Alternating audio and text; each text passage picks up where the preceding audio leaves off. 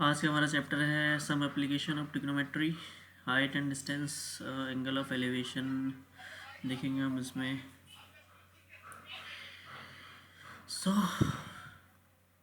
आओ देखते हैं इसको। Line of sight, angle of elevation. Angle of elevation का मतलब होता है जब एलिवेट करते हैं, ऊपर की तरफ देखते हैं, एंगल ऑफ एलिवेशन ये होता है। ठीक है। लाइन ऑफ सेट, ये हाइट है, ये बेस है। यहाँ से अगर आप कुछ खड़े हो तो ये हाइट आपकी हम कुछ मानेंगे जो यहाँ से माइनस हो जाएगी। अगर हम इस ट्रायंगल की हाइपोटेनस बेस परपेंडिकुलर बेस निकालना,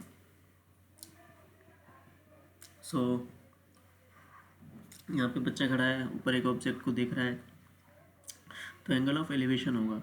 जब ऊपर से खड़े होकर हम नीचे देखते हैं, ठीक है, तो एंगल ऑफ डिस्पर्जन कहते हैं। क्या कहते हैं? Angle of dispersion. जब हम नीचे देखते हैं, जब यहाँ से खड़े होकर ऊपर देखते हैं, तब जो बेस के साथ ऊपर की तरफ एंगल बनता है, यानी कि एंटी क्लॉकवाइज, उसको हम एंगल ऑफ एलिवेशन कहते हैं। और जब हम ऊपर से खड़े होके किसी ऑब्जेक्ट को नीचे देखते हैं, ठीक है, तब ये जो एंगल बनता है इसको एंगल ऑफ डिस्पर्जन कहते हैं। ठीक है। देखते हैं। Girl sitting on A balcony is looking down at the floor. से ये है, ये नीचे देख रही है, तो ये इस वाली लाइन से जो एंगल बनेगा एंगल ऑफ डिस्पर्जन करेगा। ठीक है। जो ये एंगल होगा वही एंगल ये होता है अकॉर्डिंग टू ट्रायंगल लॉ। ठीक है। तो फिर ये ट्रायंगल बनेगा हमारा। जो ये एंगल होगा ये मान लेते हैं हम 30 डिग्री है, तो ये भी हमारा 30 डिग्री होगा। फिर हमारा ये ट्रायंगल आ जाएगा, ये परपेंडिकुलर होगा, ये बेस होगा और ये हाइपोटेनस होगा। ये ट्रायंगल बन गया हमारा राइट एंगल ट्रायंगल। और राइट एंगल ट्रायंगल में ट्रिग्नोमेट्री की सारी प्रॉपर्टीज अप्लाई होती हैं, तो हम बेस, हाइट, परपेंडिकुलर सब चीज़ निकाल सकते हैं। So this is basic thing. अगर आपको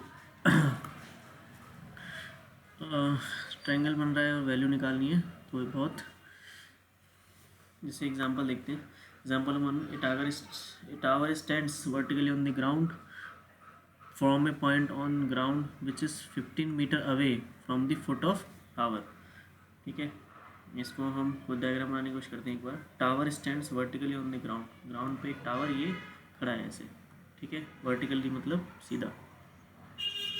from a point on the ground is 15 metre away from the foot. इसके फुट से एक पॉइंट जो 15 मीटर दूर है, वहाँ से angle of elevation, angle of elevation अभी बताया था, यहाँ से जब ऊपर की तरफ हम देखते हैं, एंगल ऑफ एलिवेशन ये वाला एंगल, ये एंगल यहाँ से यहाँ तक, angle of elevation top of the tower. Angle of elevation किसका? Top of the tower, tower के टॉप का। टावर के टॉप पे देखने पे जो एंगल बनता है वो कितना हमें दे रखा है? 60 डिग्री। क्या दे रखा है? 60 degree. Find the height of tower, tower की हाइट निकालिए। अब इस पॉइंट से देखा है, हमारी हाइट नहीं पता, कुछ भी हो सकता है, तो ये पॉइंट है तो इसकी हाइट रिलेवेंट मानेंगे। तो ये पॉइंट से ये डिस्टेंस 15 मीटर आएगी, हाइट पूरी टावर की आएगी और ये एंगल है। अब हमें अगर ट्रिग्नोमेट्री देखें, ट्रिग्नोमेट्री के अंदर हमें परपेंडिकुलर निकालना है। बेस गिवन है, कितना है? 15 मीटर, और एंगल थीटा 60 डिग्री। अब हम सोचेंगे कि किस फॉर्मूले में, किस कोसाइन रेशियो के अंदर परपेंडिकुलर और बेस आते हैं। तो सिंपल है, टेन थीटा इक्वल टू होता है परपेंडिकुलर अपॉन बेस। तो यहाँ से ये ट्रायंगल है, चैप्टर नंबर 8 याद करो। तो ये ट्रायंगल में ये परपेंडिकुलर है, ये बेस है, ये हाइपोटेनस है। हमें परपेंडिकुलर निकालना है, फालतू चीज़ नहीं निकालेंगे, जिसकी ज़रूरत है वही निकालेंगे। तो tan theta equal to perpendicular upon base. तो टेन थीटा हमारा 60 डिग्री है, इस ट्रायंगल के अंदर देखेंगे। अब भूल जाओ टावर वावर, इस ट्रायंगल को समझो। परपेंडिकुलर पी रखेगा, पी हमें नहीं पता, बेस पता है। बेस की दूरी इस पॉइंट से इस पॉइंट तक 15 मीटर है। ठीक है। तो यहाँ 15 लिख देंगे। अब पी की वैल्यू निकालनी है, सारी वैल्यू पता है हमें। 1060 की वैल्यू याद होनी चाहिए। 1060 होता है √3 P upon 15। This implies P equal to आएगा 15, यहाँ चला जाएगा 15 √3। 3, ये हमारा आंसर हो गया। सिंपल, इतना मीटर। इसको इन क्वेश्चंस में एक स्टेटमेंट लिखना बहुत ज़रूरी है, जो क्वेश्चन पूछा है उसको भी लिखना चाहिए। दी हाइट, पूरा लिखो, the height of tower is 15√3 metre. ठीक है, फाइनल आंसर लिखने का भी आधा नंबर एग्जामिनर काट सकता है। तो आपको जो पूछा है फाइंड द हाइट, तो आप लिखोगे the height of tower is 15√3 metre. ठीक है, ये this is the good way to answer. आगे चलते हैं। तो ये हमारा आंसर ऐसे आ गया, 1060 ये ट्रायंगल बन गया था। फिर ये है an electrician has to repair an electric fault on the pole of height. ये समझना, आपको लैंग्वेज समझ में आनी चाहिए। An electrician has to repair an electric fault on the pole of height 15 metre. 15 metre की हाइट का एक पोल है, ठीक है। इलेक्ट्रिशियन को रिपेयर करना है एक फॉल्ट को पोल के ऊपर, जो पोल 15 मीटर का है, 5 मीटर के पोल है, ठीक है। शी नीड्स, वो एक लड़की है, सोचो, she needs to reach a point 1.3 metre. तो पोल 5 मीटर का है, लेकिन उसे 1.3 मीटर तक जाना है, 1.3 मीटर तक जाना है, ठीक है। मान लो यहाँ पे दिक्कत है, below the top of the pole, pole से 1.3 मीटर नीचे है, पोल से 1.3, ये बोला टॉप से। तो what should be the length of the ladder that she should use which. तो यहाँ से ये चढ़ेगी, ऐसे करके सीढ़ी लगाएंगे, यहाँ पहुँच जाएंगे। तो ये जो लेडर आएगी, ये तो सीढ़ी है, तो सीढ़ी क्या है, इस ट्रायंगल का हाइपोटेनस है, वो कितनी लंबी होगी। When incline at the angle of 60 degree, तब ये कितना डिग्री एंगल बनाना चाहिए यहाँ पे, 60 degree. Would able her to reach the required position, also how far from the foot. फिर क्या पूछ रही है कि क्या वो वहाँ तक 60 डिग्री के एंगल से पहुँच पाएगी, ठीक है। ये भी चेक हो जाएगा। अभी हमेशा याद रखना है कि जो ट्रायंगल है, ठीक है, ये जो ट्रायंगल है, इनकी दो साइड का सम, इनकी दो साइड का सम हमेशा थर्ड साइड से ज़्यादा होना चाहिए। अगर ऐसा नहीं है तो ट्रायंगल नहीं बन पाएगा, ठीक है। ये प्रिंसिपल हम यूज़ करेंगे कि वो ये बोल रहा है ना कि एनेबल, कि वो पहुंच पाएगी 60 डिग्री का एंगल बना के, तो उसको हम बाद में देख लेंगे। How far from the foot, कितना दूर उसको सीढ़ी का पैर रखना पड़ेगा, तो मतलब ये बेस भी निकालना है, ठीक है। तो √3 की वैल्यू 1.73 मीटर मान के चलनी है। तो देखते हैं हम, दोबारा समझो, ये पूरा पोल था 5 मीटर का, ऊपर से 1.3 मीटर है, तो नीचे से कितना हो गया, 3.7, है ना। पूरा 5 मीटर है, क्योंकि ट्रायंगल तो नीचे बन रहा है, तो नीचे से 3.7 मीटर है, ठीक है। और ये डिस्टेंस हमें निकालनी है, ये डिस्टेंस भी हमें निकालनी है, लेडर कितनी लंबी है, और ये एंगल हमें 60 डिग्री दिया हुआ है, ठीक है। तो पहले हम देखते हैं, इसको सॉल्व करते हैं। वही हमें एंगल पता है और परपेंडिकुलर पता है, पहले बेस निकालते हैं। So again tan theta equal to perpendicular upon base, tan theta 60 degree हो गया, tan 60, और परपेंडिकुलर हो गया 3.7, क्योंकि ऊपर से 3.5 है, हमें तो ये ट्रायंगल देखना है इतना, और बेस बी। तो 60 की वैल्यू √3 होगी, 3.7 upon B, this implies B की वैल्यू आएगी, तो ये b √3 हो गया इक्वल टू 3.7, और b की वैल्यू आएगी 3.7 अपॉन √3, ठीक है। √3 को रैशनलाइज कर देते हैं, 3.7 ऊपर नीचे √3 से मल्टीप्लाई कर देंगे, तो ये √3 हो गया, 3 की जगह √3 इंटू 3 हो गया, 3.7 इंटू √3 की वैल्यू हमें लेनी है, ये देखो 1.73, क्या लेनी है, 1.73 अपॉन 3, ठीक है। अब इससे करेंगे, अगर हम यहाँ पे इनको सोचें, 3.7 अपॉन 1.73, तो 1.73 से अगर हम इसको डिवाइड करें या 1.73 का 2 टाइम करके देखते हैं, 3.4 नहीं हो रहा, ठीक है, इसको मल्टीप्लाई कर देंगे, जो हमारा आंसर आएगा हो जाएगा।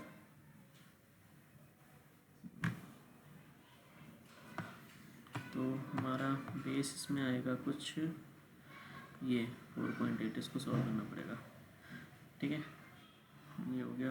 और एक मिनट, 2.14, तो लेडर यानी कि BC, ये है हमारा DC और BC, तो BC आएगा 4.28 और ये आएगा 2.4। फिर लास्ट में हम क्या करेंगे, ट्रायंगल को चेक कर लेंगे, ठीक है, ट्रायंगल को चेक कर लेंगे। आगे चलते हैं। व्हेन ऑब्जर्व्स, अगर आप ऐसे क्वेश्चन में फंस जाते हो, कैलकुलेशन नहीं हो रही, तो आप इसको यहाँ पे छोड़ के आगे बेटर लिख सकते हो, ठीक है। अगर क्लास में टाइम या एग्ज़ाम में टाइम लग रहा है तो ज़रूर नहीं है पूरा कैलकुलेट करो, आंसर का आधा नंबर कटेगा लेकिन टाइम बच जाएगा आपका। फिर अगला है इसी को हम लगा देंगे यहाँ पे कि ये थीटा है, ये 3.7 है, हमें हाइपोटेनस निकालना है, तो साइन थीटा इक्वल टू होता है परपेंडिकुलर अपॉन हाइपोटेनस, तो साइन 60 डिग्री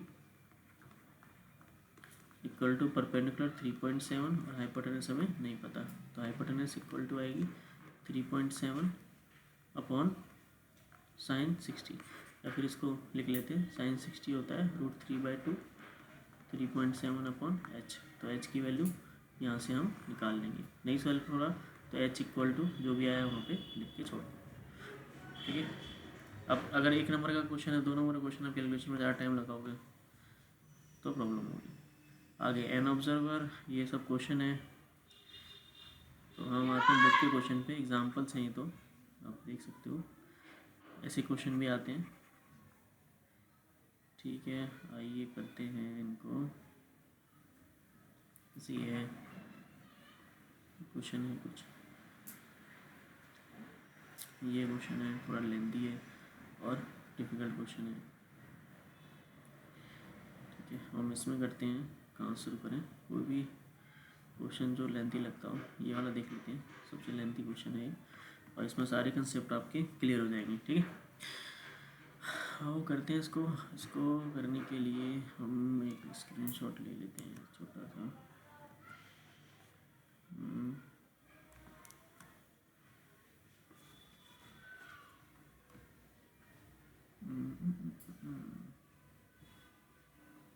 एट पॉइंट, ठीक है,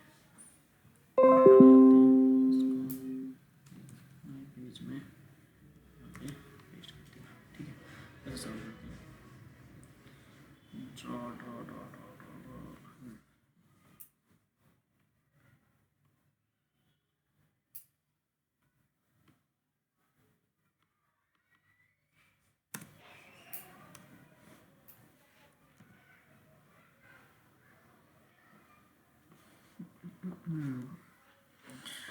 तो 1.2 meter tall girl spots a balloon moving with the wind, ठीक है। एक 1.2 मीटर लड़की spots a balloon moving with the wind in horizontal line at a height of 8.2 metre, ठीक है। इस हाइट से एक बैलून उड़ के उसकी तरफ आ रहा है, ठीक है।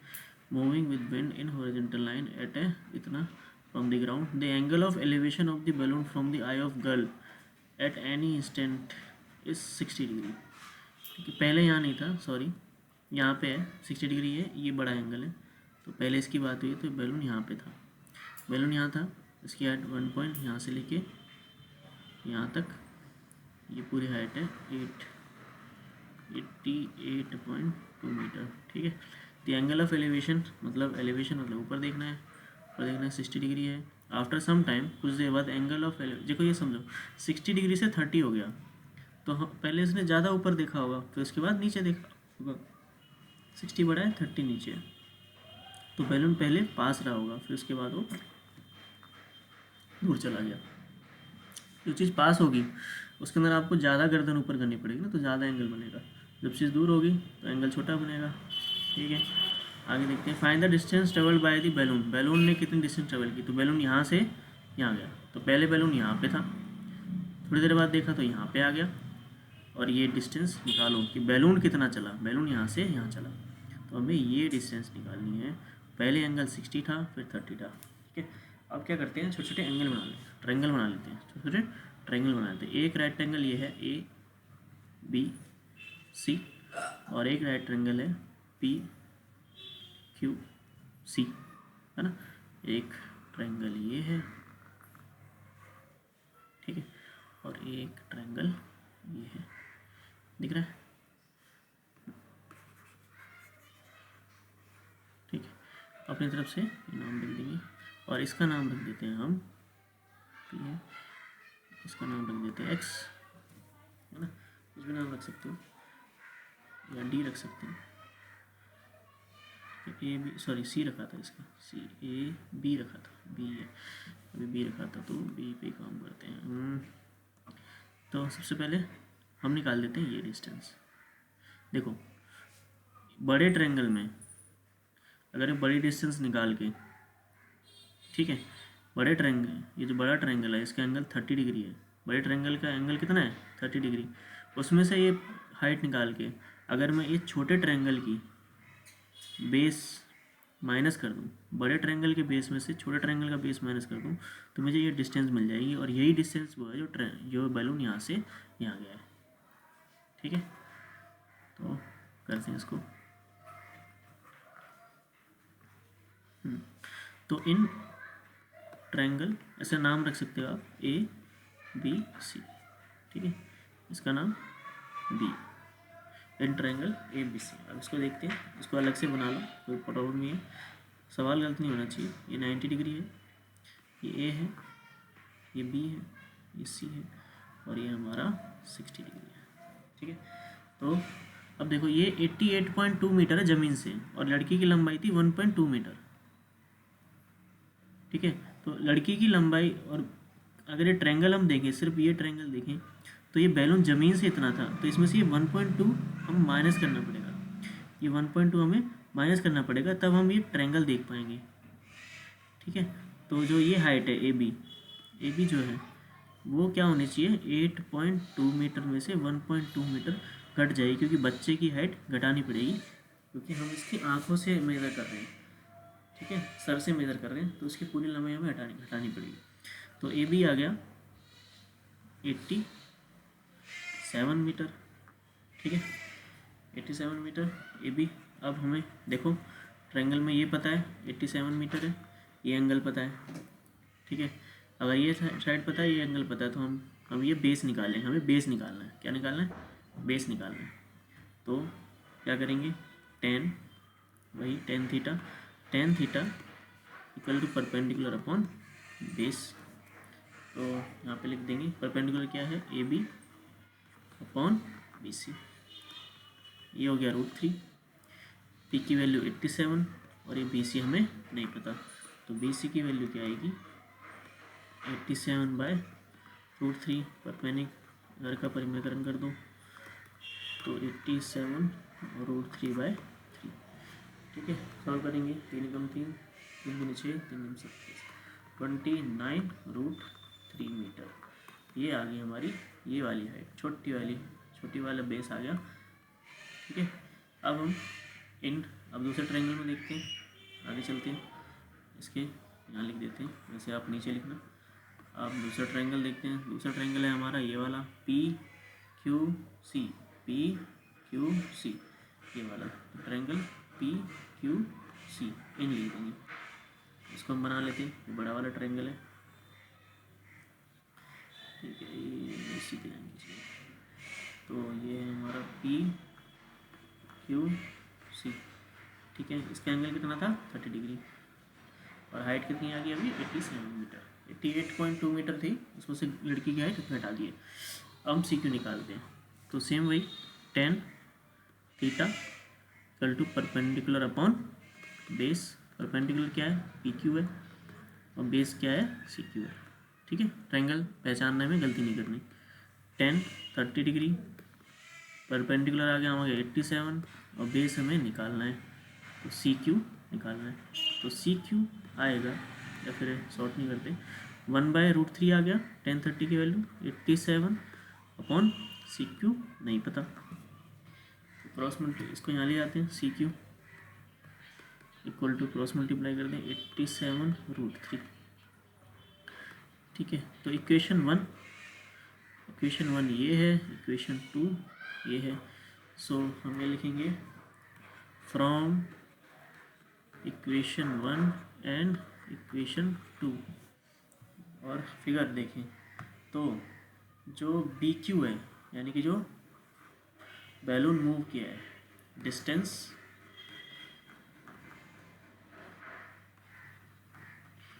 Covered by balloon equal to आएगी बी क्यू, हमारे डायग्राम के हिसाब से क्या आएगी, यहाँ से यहाँ तक। तो बी क्यू क्या आएगा, बी क्यू आएगा सी क्यू में से सी बी माइनस करना, बी क्यू आएगा C Q minus C B या बी सी कुछ भी लिख सकते हो। तो सी क्यू आ गया 87√3, और सी क्यू हमारा यानी कि सी बी सी कितना है 29√3। ठीक है, 29√3।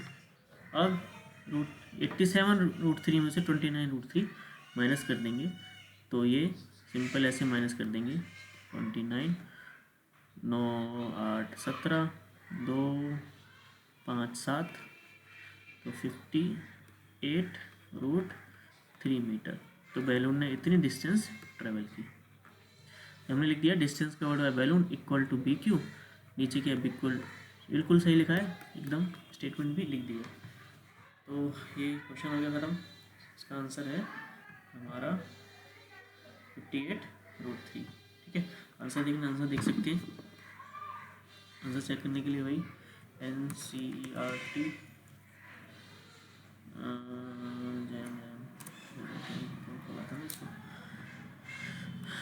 आंसर आ गए। तो हमारा जो एक्सरसाइज है उस पर चलते हैं।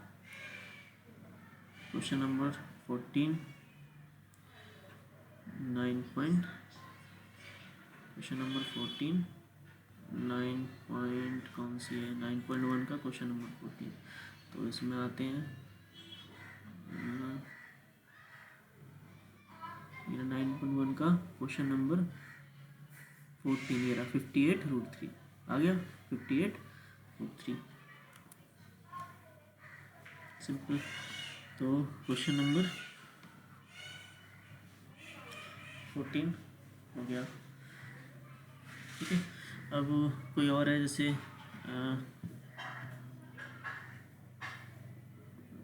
ये कर लेते हैं 15।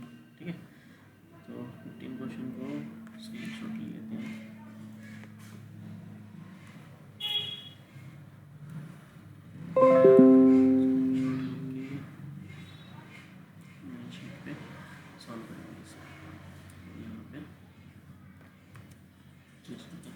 क्वेश्चन नंबर 15 सॉल्व करते हैं हम।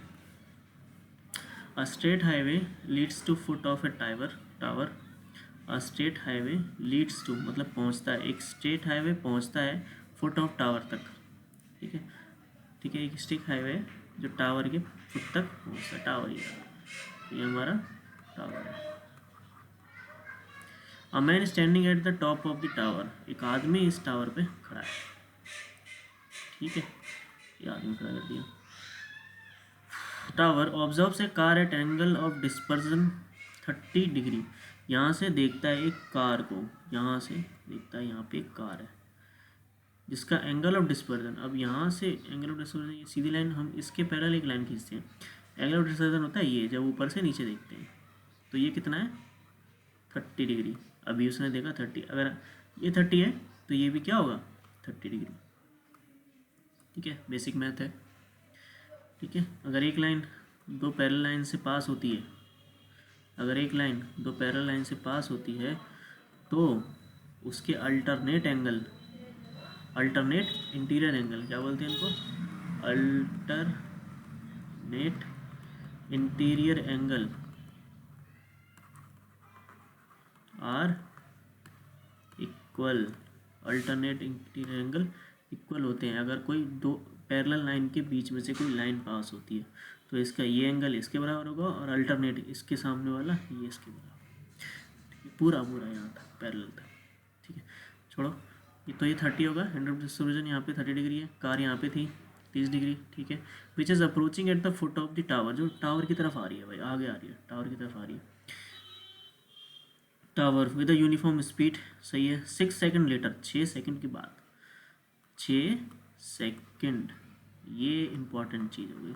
अब यहाँ डिस्टेंस नहीं टाइम दिया हुआ है, डिस्टेंस नहीं दिया हुआ, टाइम दिया हुआ है। तो 6 सेकंड बाद ये देखता है कार अब 60 डिग्री पे आ गई, 6 सेकंड बाद देखता है कि कार और पास आ गई, यहाँ आ गई मान लो। तो अब ये एंगल जो बन रहा है ये वाला बड़ा वाला, और इसी जो इतना होगा वही ये होगा, तो ये हो गया 60 डिग्री, ठीक है। तो कार पहले 30 डिग्री पे थी, फिर आगे बढ़ी, यहाँ आ गई 60 डिग्री पे। यहाँ से यहाँ तक कितना टाइम लगा, 6 सेकंड, ठीक है, 6 second. Find the time taken by the car to reach the foot of the tower from this point. अब इसी हिसाब से हमें बताओ कि यहाँ से इस टावर तक पहुँचने में कार को कितना टाइम लगेगा। अब यहाँ डिस्टेंस नहीं पूछी उसने, टाइम पूछा है, टाइम देके टाइम पूछा है। तो सिंपल है, इसमें डरना नहीं है। हम क्या करेंगे, ये फॉर्मूला यूज़ करेंगे, speed equal to, uniform speed है, distance upon time, speed equal to distance upon time. तो distance equal to speed upon time, ठीक। स्पीड को हम यूनिफॉर्म स्पीड मान लेते हैं, let uniform speed equal to u मान लेते हैं, यूनिफॉर्म स्पीड यू, ठीक है। अब इसको सॉल्व करते हैं। तो ये है हमारा टावर, यहाँ पे इंसान खड़ा है, यहाँ पे कार है, ये कार यहाँ आ गई, पहले कार यहाँ पे थी, ठीक है, यहाँ पे थी, एंगल 30 था, फिर कार यहाँ आ गई, एंगल 60 हो गया, ठीक है। यहाँ से यहाँ तक 6 सेकंड लगे। हमें क्या है, जब ये राइट एंगल ट्रायंगल बनता है तो हमें सिर्फ डिस्टेंस और एंगल में बात करनी होती है, डिस्टेंस और एंगल में। तो अगर ये 6 सेकंड है, अगर ये 6 सेकंड है और हम लिख दें नीचे, यहाँ से अगर स्टार्ट करना है तो ये दोबारा लिख सकते हो, let uniform speed of car equal to U. अगर स्पीड यू है और टाइम 6 सेकंड है तो डिस्टेंस इक्वल टू होता है स्पीड इनटू टाइम, ठीक है। वही हम लगाए, speed equal to distance upon time, तो टाइम वहाँ चला गया, ठीक है। तो स्पीड इक्वल टू होता है डिस्टेंस अपॉन टाइम, तो डिस्टेंस इक्वल टू क्या होगी, टाइम यहाँ मल्टीप्लाई हो जाएगा, स्पीड इनटू टाइम। तो ये डिस्टेंस कितनी आई, 6 सेकंड वाली। अगर स्पीड यू है तो ये डिस्टेंस आ गई हमारी 6 into U, 6 into U metre. तो 6 सेंटीमीटर की सेकंड की जगह लगेंगे 6 यू मीटर, क्योंकि हमें डिस्टेंस में बात करनी चाहिए, टाइम में नहीं। अब आते हैं, अब ट्रायंगल का नाम रख लेते हैं। ये हमारा ए है, ये बी है, ये सी है छोटा वाला एंगल, और ये डी, ठीक है। तो पॉइंट कार जो है डी इस पे थी पहले, डी से सी पे आ गई 6 सेकंड बाद, ठीक है। तो हम दोनों ट्रायंगल की बात करेंगे और सॉल्व करेंगे। हमें ये निकालना है, ठीक है, हमें ये निकालना है। अगर ये डिस्टेंस आएगी तो इसको हम बाद में, अगर ये डिस्टेंस आएगी, ठीक है, अगर ये डिस्टेंस आएगी तो हम स्पीड निकाल लेंगे। तो जो भी डिस्टेंस आएगी, तो distance equal to speed upon time होता है, स्पीड इनटू टाइम होता है। तो इसको हम सॉल्व करें। अब डिस्टेंस आ जाएगी तो टाइम कैसे निकालेंगे, डिस्टेंस को स्पीड से डिवाइड कर देंगे तो टाइम, ठीक है। तो इन ट्रायंगल देखते जाओ, छोटा वाला ए बी सी, ठीक है। पहले इसमें तो हमें कुछ पता ही नहीं है, तो सिर्फ वेरिएबल बना के लिख देते हैं।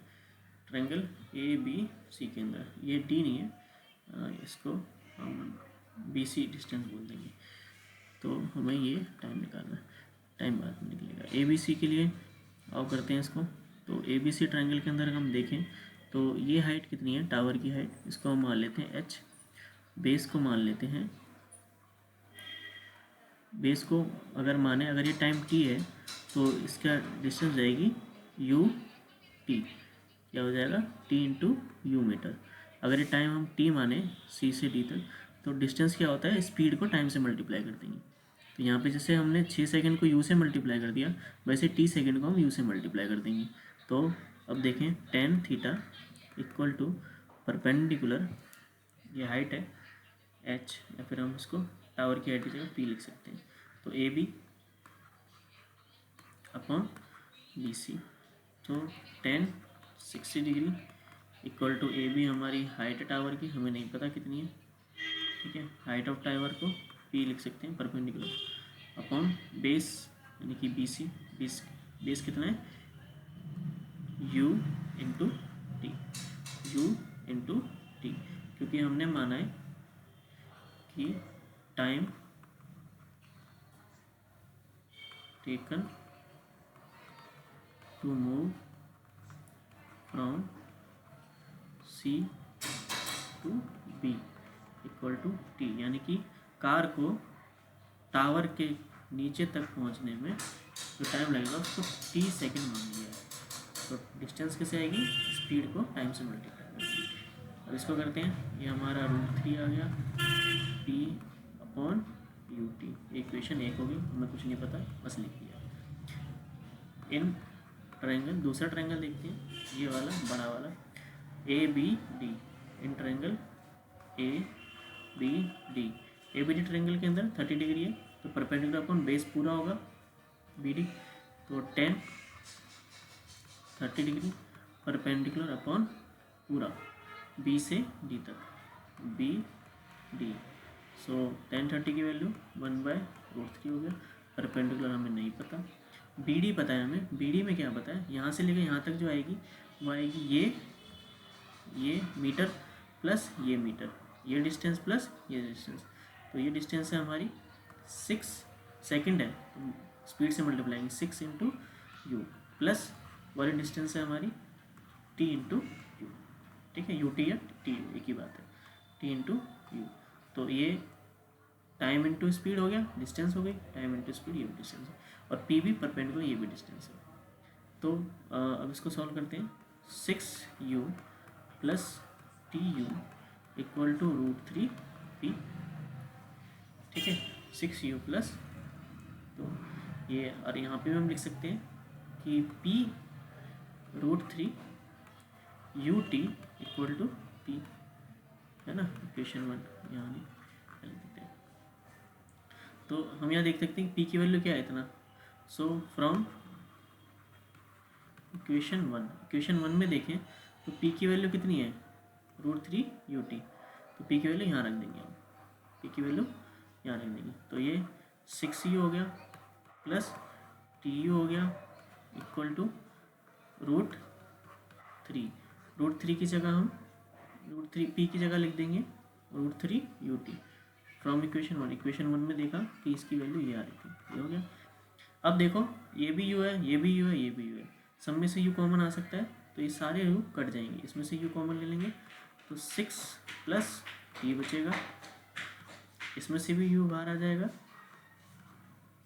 ठीक है, और ये मल्टीप्लाई कर देंगे, कोई प्रॉब्लम नहीं है, इसको मल्टीप्लाई √3 से 3 करेंगे, 3 यू टी हो गया, ठीक है। अब ये भी u है, इस u से u कट जाएगा, तो 6 plus T equal to 3t, तो अब इसको एक साथ कर लो, 6 इक्वल टू 3t प्लस का t है यहाँ आके माइनस टी हो जाएगा, तो 6 इक्वल टू 2t, ठीक है, तो t की वैल्यू आ जाएगी 2 मल्टीप्लाई में नीचे चला जाएगा 6/2 हो जाएगा, तो ये 3 आ जाएगा, तो t की वैल्यू क्या आ गई 3, और सब चीज़ें सेकंड में हो रही है, टाइम किस में दिया था 6 सेकंड बोला था, तो हमारा आंसर क्या आएगा 3 second. So car will reach at the bottom of tower after 3 second, 3 second और लगेंगे उसको टावर के नीचे तक पहुँचने में। तो आओ इसका भी आंसर देख लेते हैं। ठीक है, तो इसका आंसर ये लिखा 3 सेकेंड। ठीक है, देखो 15 का आंसर 3 सेकेंड्स। ये भी हो गया। कोई और डिफ़िकल्ट क्वेश्चन हो तो कमेंट करो, उसको सॉल्व करेंगे। ठीक है, लास्ट के 2 क्वेश्चन सॉल्व कर दिए मैंने, ये सोच के कि लास्ट के क्वेश्चन डिफ़िकल्ट होते हैं। ठीक है, और भी कोई क्वेश्चन है तो सॉल्व करवा लेना। जैसे as observe from the top, उसको भी कर लेते हैं। अगर मतलब इसके नीचे 9.1 के बाद कोई एक्सरसाइज नहीं है तो इसका एक और क्वेश्चन कर लेते हैं। ठीक है, एक और क्वेश्चन करते हैं। हाइट इक्वल से ये भी अच्छा क्वेश्चन है। टावर, ये तो डायग्राम बना ही हुआ है। ठीक है, जैसा ये 11 है वैसा ही हमारा ये था 14 और 15 तो बिल्कुल टाइम से रिलेटेड है। डिफ़िकल्ट में बोल सकते हो क्योंकि एक ही क्वेश्चन है, इसमें टाइम से है। ऐसे अगर आप 5-6 क्वेश्चन करते तो आपको ईजी लगता। ठीक है, कोई डिफ़िकल्टी नहीं है, सीधा लगाना है। Speed equal to distance upon time होता है, तो distance equal to speed into time. Speed का यू साथ में लेके चलना है, टाइम के साथ मल्टीप्लाई करके। यू सबसे बाद में कट गया था जैसे हमारा हुआ था। दोबारा इस वीडियो को देख लेना अगर समझ में नहीं आया तो। आगे करते हैं question number 13।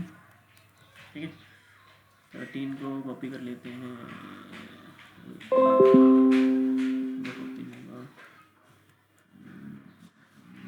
13 question, last question है जो मैं सॉल्व करने वाला हूँ। इसको भी अगले पेज पे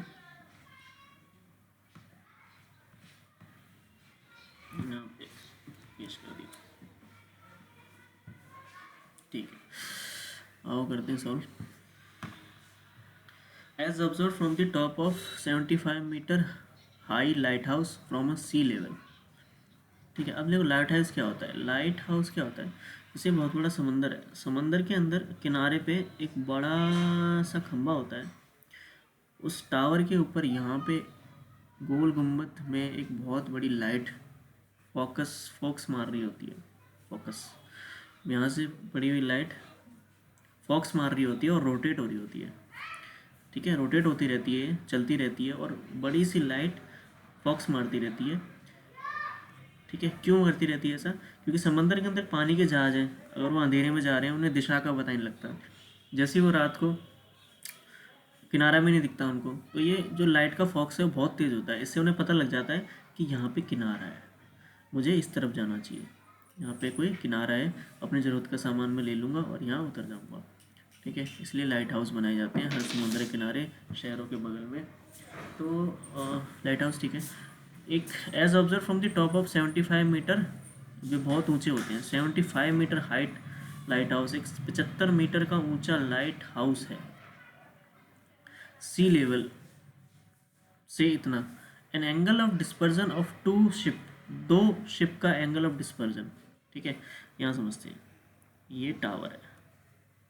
ठीक है, टावर के ऊपर यहाँ से लाइट जल रही है, यहाँ पे मतलब कोई खड़ा कर दो किसी को, तो यहाँ से 2 शिप हैं, इन 2 शिप दो से समुद्र के अंदर है, तो 2 शिप का एंगल ऑफ डिस्पर्जन 30 डिग्री और 45 डिग्री है। अब ये तो सिंपल सी बात है, जो एंगल ज़्यादा होगा, ठीक है, जैसे यहाँ से ये हो गया, ठीक है, एक एंगल यहाँ हो गया, ठीक है, 90 डिग्री। ठीक है, तो ये लाइन, ये और ये 2 एंगल हो गए। ये वाला एंगल पास में है तो बड़ा होगा 45 डिग्री, और ये दूर है तो 30 डिग्री। ठीक है, तो 45 डिग्री या 30 degree. If one ship is exactly behind the other, अगर ये शिप बिल्कुल इसके पीछे चल रही है, ठीक है, इधर दाएं बाएं नहीं करना, other on the same side of the light house, find the distance between 2 ship, दोनों शिप के बीच की डिस्टेंस बताओ। अभी वाला जो क्वेश्चन किया था बिल्कुल वही क्वेश्चन है, इससे पहले वाला जो हमने किया था क्वेश्चन नंबर, ये बिल्कुल वैसा ही है। ये वाला 14 जैसा, थोड़ा सा चेंज है, कोई नहीं, कर देते इसको। क्वेश्चन नंबर 14 के जैसा है।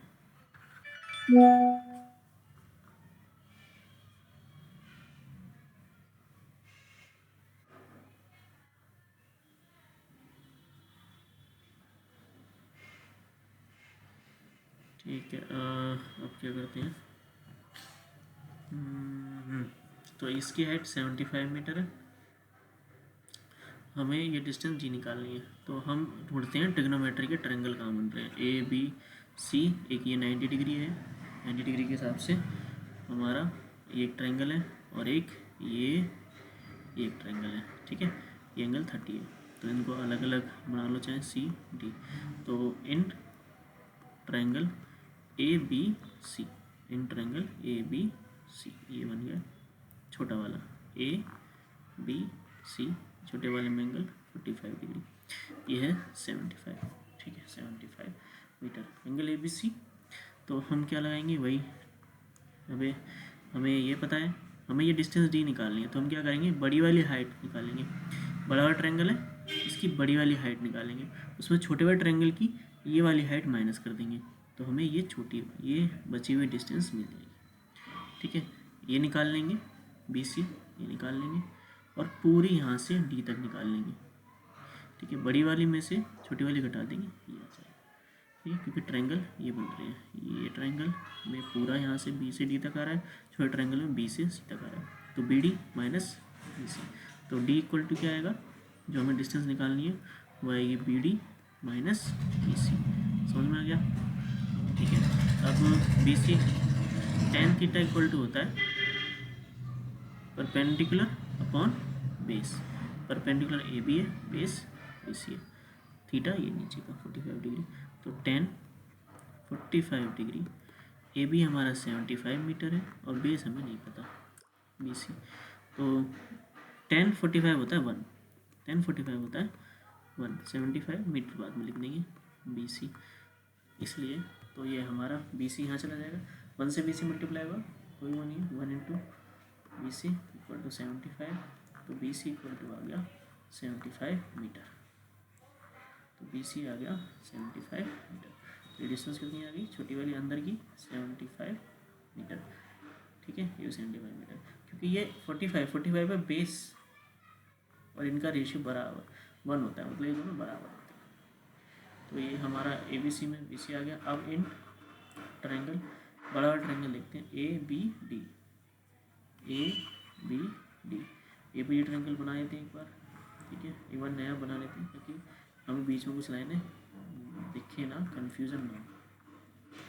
डी, ये एंगल है 30 डिग्री, ये हमारा 75 मीटर था, तो हमें ये डिस्टेंस निकालनी होगी।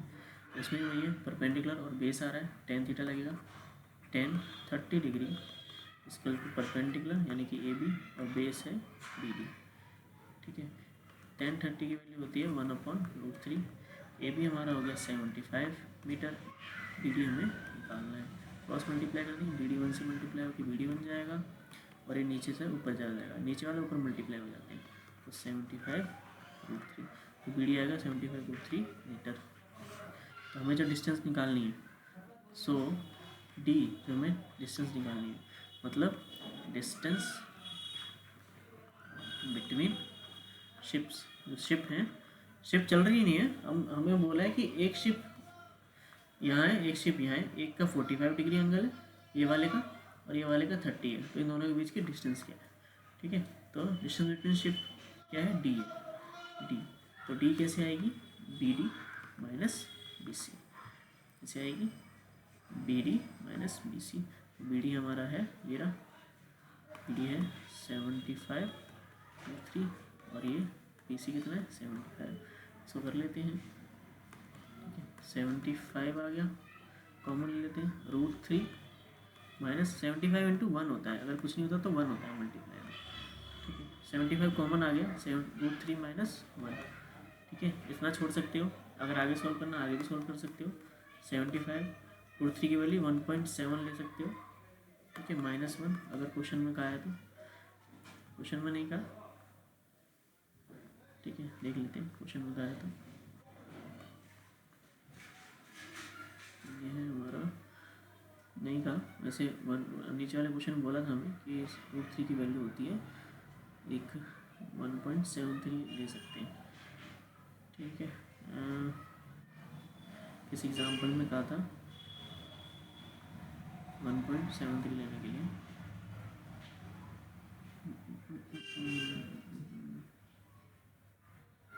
ये रहा 1.732, ठीक है 1.73 लेते हैं ताकि अप्रॉक्स आंसर आ जाए। अगर देखना है तो इसका आंसर देख सकते हैं, सॉल्व करना है सॉल्व कर सकते हो, ठीक है देख लेते हैं आंसर क्या है। तो इसका आंसर यही छोड़ रखा है, आंसर की वैल्यू नहीं थी तो आपको भी ऐसे ही छोड़ देना है, तो हमारा आंसर यही होगा। तो ये दिया हुआ है 75 इंटू √3 माइनस 1 मीटर, ठीक है ये हो गई distance between ships. Okay tata bye bye. Question को समझो, सॉल्व करो, ठीक है।